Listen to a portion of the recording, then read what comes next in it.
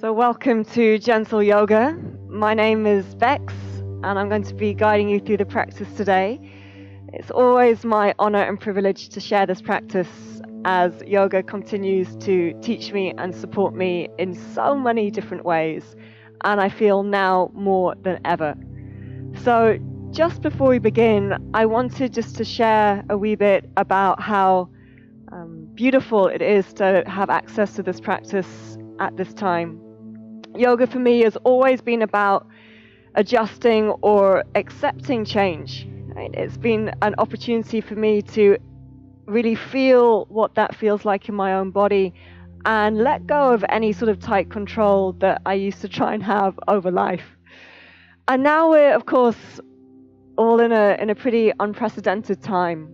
We're in an unprecedented time of change. Of course, it's always changing, but now on this sort of global level, I feel it's important to speak to a few things that might be helpful to consider.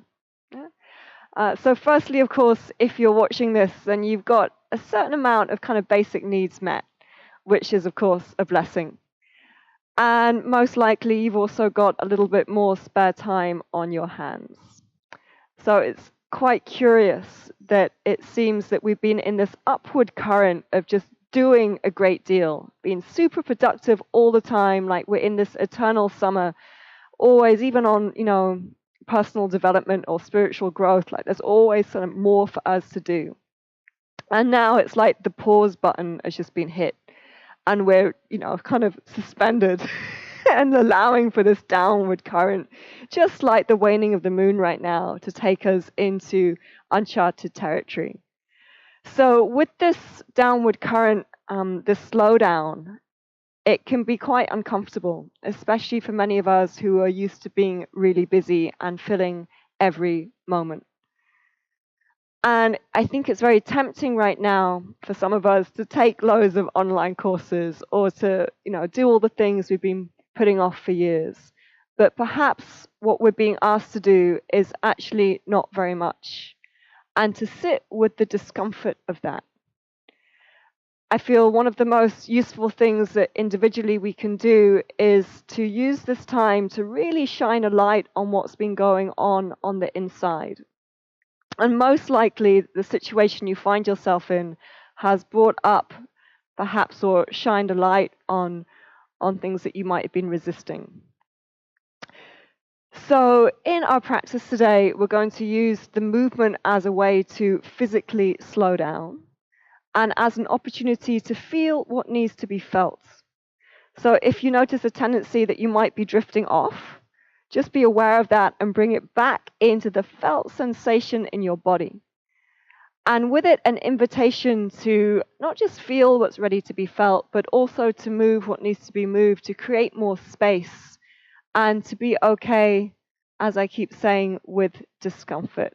And right there, that's where the alchemy, the change can happen. So let's just begin with the hands at heart center. And thank you so much for listening. And bow the head down towards your hearts.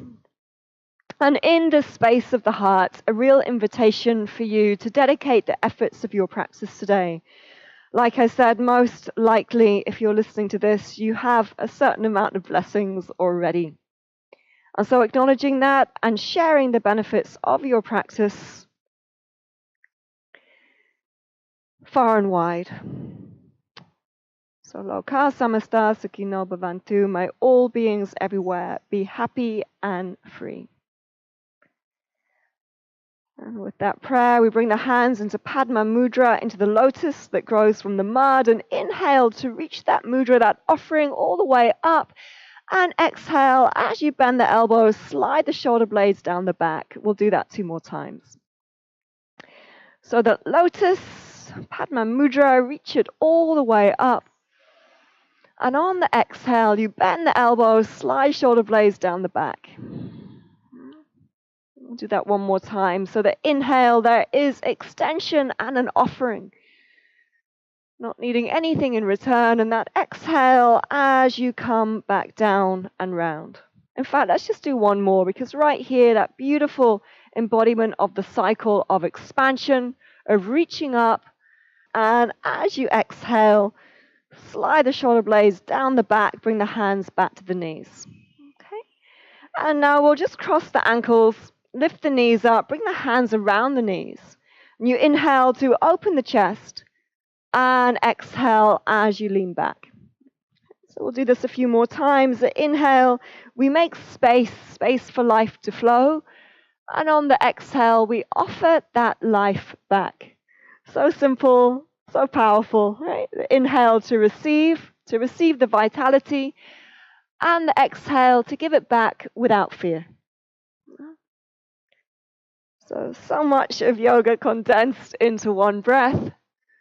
The Bhagavad Gita reminds us everything that's given will be at some point returned. So on that next inhale, you come back up to center. Simply change the cross of the ankles over, bring the knees down, palms to face down on the knees, and it's the same motion. You inhale to open the chest, and exhale as you lean back. And as you do so, just notice how it feels. The movement of the spine and the back of the body. So right between the shoulder blades, back of the hearts, and then the front of the hearts. The breath just makes sense. You squeeze the breath out with the movement, and you invite the breath in with the movement.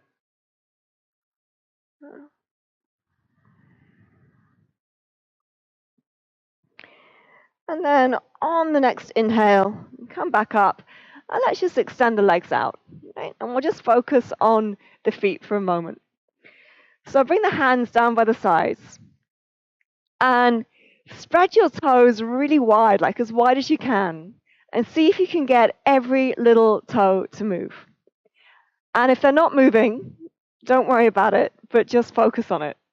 So as you inhale, you spread your toes wide, and as you exhale, you curl your toes in. Okay? So inhale, get every little toe to move, and on the exhale, you curl the toes in. So just keep going. And it's just so simple and yet so important to keep our feet really alive. Right? As we age, the prana, the vitality, it tends to leave from the extremities. And at the same time, it's also possible to continue to allow that prana to flow regardless of what age we are. I always give the story of my dad, who's 92. This is his favorite yoga practice, moving his toes, because when he first started doing it, his toes didn't move, and after 10 days, they did. Okay? So there's opportunity to be curious and to focus. So after that last squeeze, just relax the feet for a moment and just notice how that feels now, like any sensation that might be in the soles of the feet, back of the legs. Yeah? Waking up of every little part of the body. And then you bring the feet together, and as you inhale, just pull the toes back to the shins. And as you exhale, point the toes down. Okay? So with the breath, you breathe in, toes towards the shins. You breathe out, you point the toes down. So a few more times.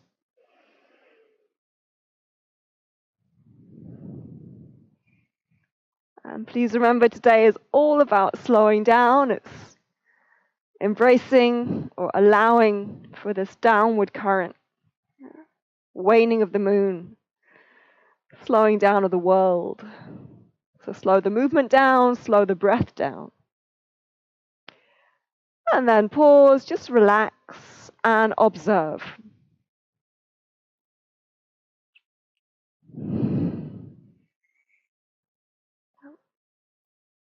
Okay. Next one. Just bend one knee, doesn't matter which one. Interlace the fingers and place the hands behind the back of the knee. I quite like to keep the other leg really active, just to keep my awareness as much as I can on my physical body. And you roll the shoulders up, back, and down, so the shoulders are relaxed, but the chest is open. And on the next inhale, you circle the foot up, and exhale, circle back down. Okay, so the movement's coming from the knees. So inhale to circle up and exhale as you come back down. Again, shoulders stay relaxed, sit tall, other leg is extended.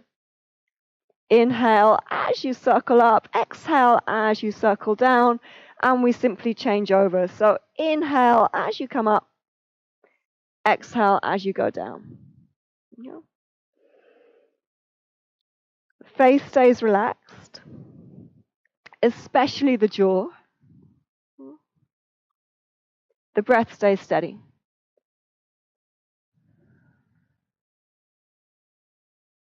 So after that next inhale, the leg is extended, doesn't need to be straight. But exhale, bend the knee and gently pull the shin in, sit tall. Okay? So inhale is extension, doesn't need to be straight. Exhale as you bend the knees and lengthen through the spine. So literally with the body allowing for the cycle of expansion, allowing for the contraction. Not just with the movement, but also with the breath, with that inhale and with that exhale. And then on the next inhale, extend the leg and bring the hands down. Face is relaxed, jaw is relaxed, breath is steady. You breathe in. You breathe out, you slowly lower down. No need to escape from any sensation. And then relax. Breathe. And feel how that feels. Okay, other side. So just bend the other knee and interlace the fingers behind the back of the knee. Other leg is extended. You roll the shoulders up, back, and down. You sit tall. And as we did on the previous side, as you inhale, extend the foot up. As you exhale, bring it back down. Okay, so inhale as it goes up and exhale as you come back down. So the focus is on the knee joint here. And yet, even though we're focusing on one specific joint, having an awareness of the rest of the body. And you can change direction. Such a great one for the knee. The knee, of course, is a hinge. It doesn't usually move like this. It's just as if we're gently oiling the major joints right now, just to really allow for that vitality to flow and to shift anything that's ready to be shifted. As we affect the physical body, we affect the other bodies. So you pull the shin in and you sit tall. Inhale as extension, doesn't need to be straight, there's no strain. Exhale to bend the knee. And inhale to extend.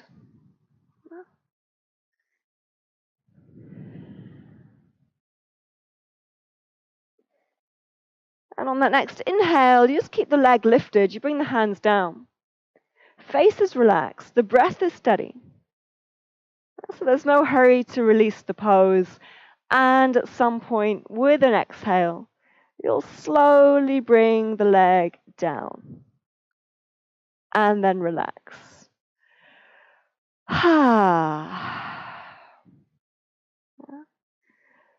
It's pretty rebellious what we're doing right now.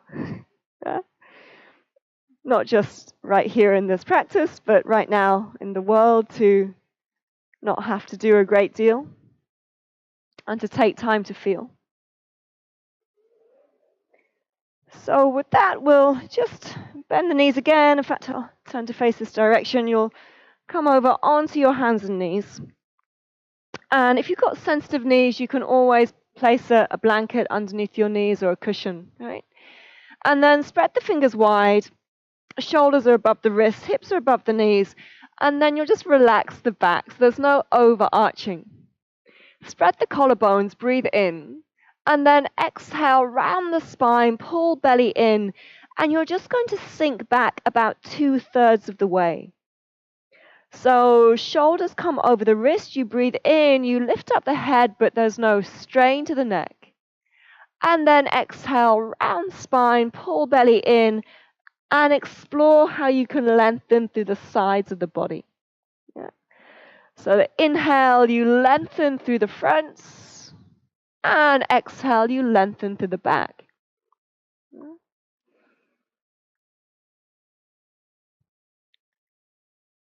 So again, that next inhale to open the chest. Now listen up. On the next exhale, round the spine, sink the hips all the way back towards the heels. And then on the next inhale, you stay low, you slide forwards, you come onto the belly, and we'll come to cobra. So in cobra, push down to the tops of the feet, the pelvis. There's very little weight in the hands, so you can strengthen your back. And rather than pushing down, see if you can just slide the hands back to elongate the spine more. Yeah. So you breathe in here. Just makes sense to breathe in. Chest is open. And then you breathe out, bend the knees, scoop the belly in, sink the hips all the way back to the heels. So stay low. As you breathe in, you slide forwards. You come onto the belly. Top of the inhale is the peak of cobra. And then exhale to bend the knees, scoop the belly in, and sink the hips back. Yeah, so a couple more times on your own. Don't overthink it.